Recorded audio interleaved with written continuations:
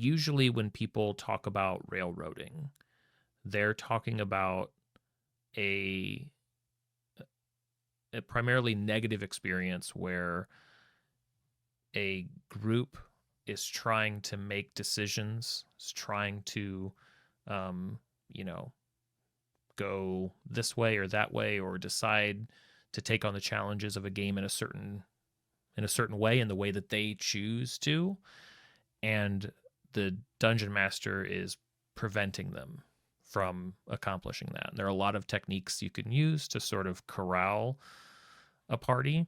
Um, Railroading might be, hey, it can happen in very overt ways, which is usually sort of newer dungeon masters, or maybe just grumpy dungeon masters, where a party says, "Hey, yeah, I think we want to go check out the mountains," and the DM says, "No, nope, there's nothing over there, right?"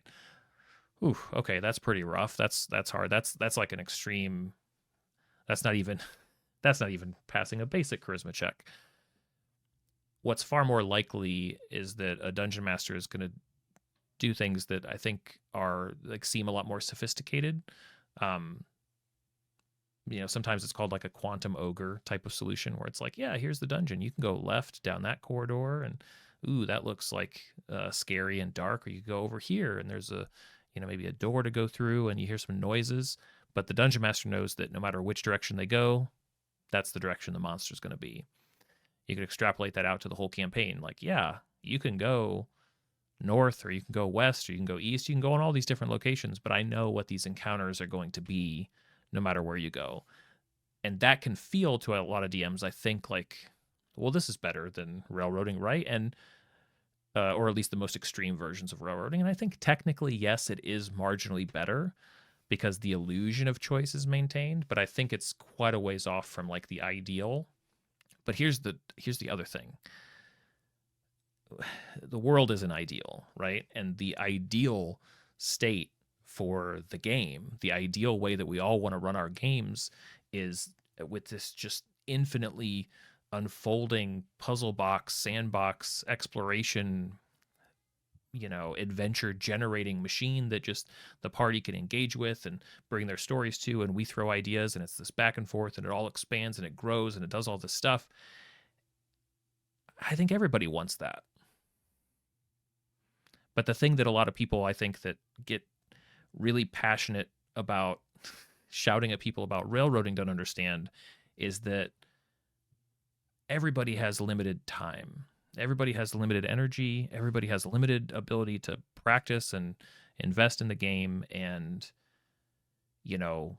running a solid adventure, running a fun game, everybody having fun, within whatever the assumptions are at the table, is totally fine.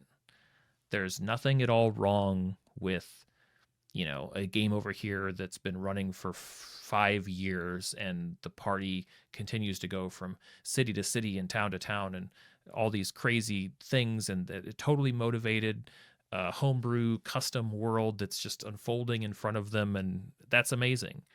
And also over here, if somebody says, "Hey, I want to run, the starter adventure for 5e. I want to try my hand at this, and I want to do this. I want to, there's a starting town, and there are some quest hooks, and there's some things we can do," and everybody buying into that premise of what that game is. Both of those things are totally valid and fun.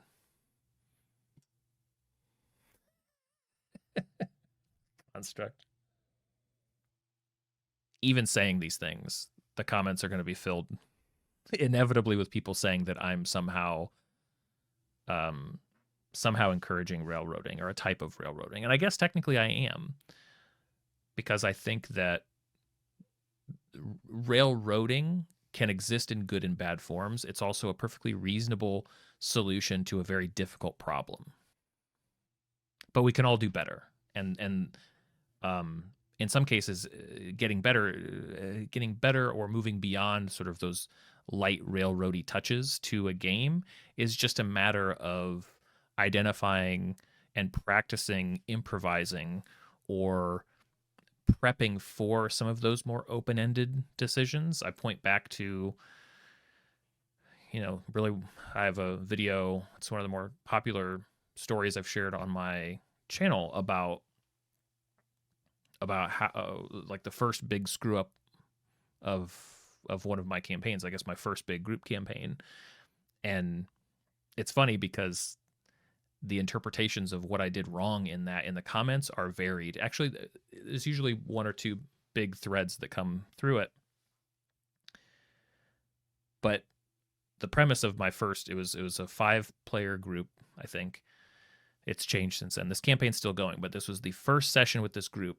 And the idea was that they would be out in the forest performing a task for their town. And my thought was, I'm going to interrupt them with they're gonna cross paths with goblins.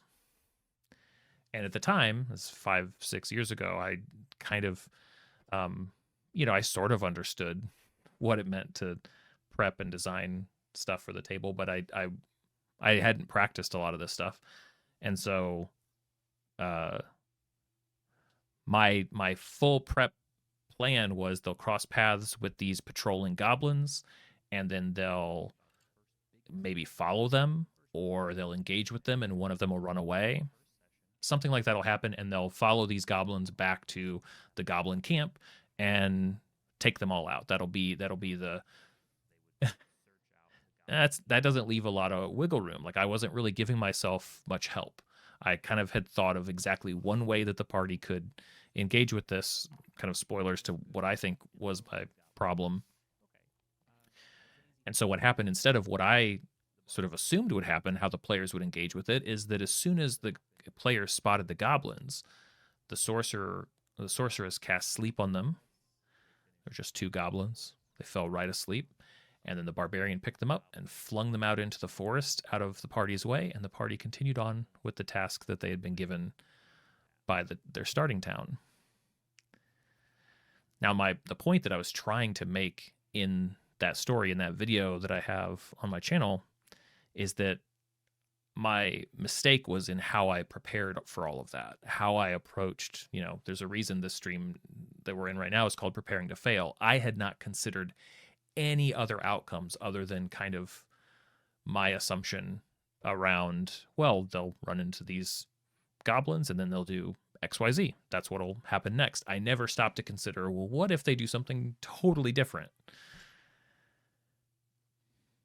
And in the session, like, we took a break after that happened, and I remember getting a drink, going to the bathroom, and going, what am I going to do? They're going to come back to town, and I don't have anything for them. Everything else that I prepped for this first session was them fighting goblins at this camp. How do I motivate them that direction, right? Is that railroading? Kind of, but it's also like, that's the game that I designed for the night. And I was a brand new DM with a group of experienced players, and I was panic mode. And a lot of the advice that people rightfully give in the comments of that video is something to the effect of, you didn't do anything wrong. The next thing that happens is the goblins attack their town. Ha ha. Take that, players, right? You didn't take care of the goblin problem, and now you get your comeuppance. Sure. That's one way to go. Personally, I would not ever introduce that type of retribution in the first session of a campaign. That's just not the type of tone that I'm setting. That's not the type of game design that I want to run. And I don't think the players did anything wrong. I just, like I said, I didn't prepare for like a wide range of player actions. I didn't give myself any backup options at all, and kind of just left myself adrift a little bit. But the problem was absolutely not that I had this idea in mind of where the session would go. That's not railroading. That's just called game design. Obviously, we can't force the players to make a decision, but it's better game design. Like, rather than me doing the way that I did that, the way that I sort of had them just ran across, they just stumbled across these patrolling goblins with no extra motivation. A simple tweak to that whole idea. The party was out basically gathering flags, right? They were it was like a festival event, and they were out basically. It was like a, can they find all of these like these things hidden around? All that I had to do was have the goblins basically in the way of them accomplishing what they were doing. The goblins have taken and run off with basically all of the festival goods, right? They've taken these flags, they've taken these markers, whatever it was. I don't even remember the exact specifics of it. And they're running off into the jungle or into the forest with those. Now, the party is accomplishing their task, but the task itself has been interrupted by this new threat. If they want to accomplish their original task, now they have to, one way or another, deal with these goblins. And it's not just like they bump into them, la-di-da, okay, that was fun, get them out of the way, let's continue on. I think I described it in my video as putting something in the player's way.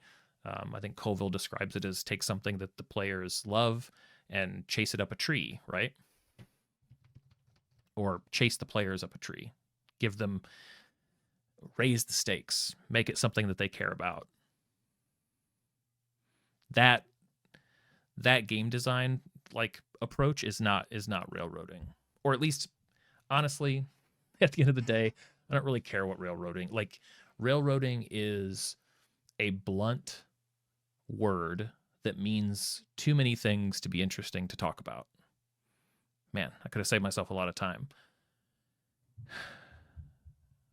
Rather than just using a word like railroading and beating people over the head with it and basically telling them that they're bad dungeon masters, I think it's a lot better to identify why the game is being designed a certain way, or why a dungeon master is sort of apprehensive about letting the game go in a certain direction or another. Sometimes there's a core design issue that can be easily fixed. Sometimes they just need to know about other tools, and they just need to learn about other ways that they can design their sessions to like lean into those things.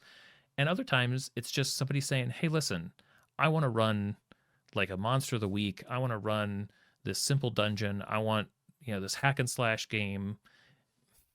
And at that point, it's like, okay, we'll just find a group of people that want to play that game, and it'll be a great fit, And to some extent, I think the word and the shadow of railroading obfuscates and makes that whole conversation really difficult to have.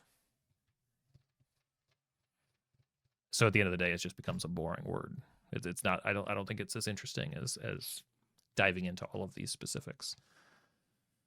Yeah. Well said, Elder. Faster than I said it. When terms overshadow their usefulness. Yeah, I mean, sloganeering is also, it's not great for the hobby, I think.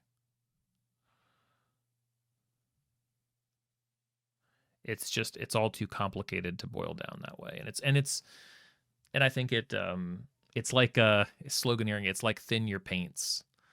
I hate that miniature painting advice. I hate it so much. And it's the only thing you ever see when somebody's like, hey, I want to get into miniature painting. Does anybody have any suggestions, any advice? And everybody, it's just like a stamp in the comments every time. It's just thin your paints, thin your paints, thin your paints.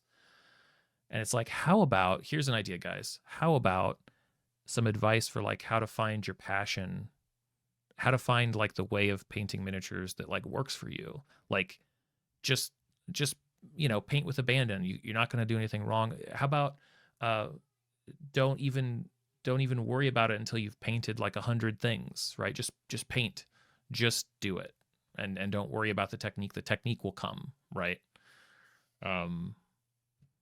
Yeah, sloganeering is oof. Yeah, I think that's at the heart of it for me. Anyway, where were we? What was I doing?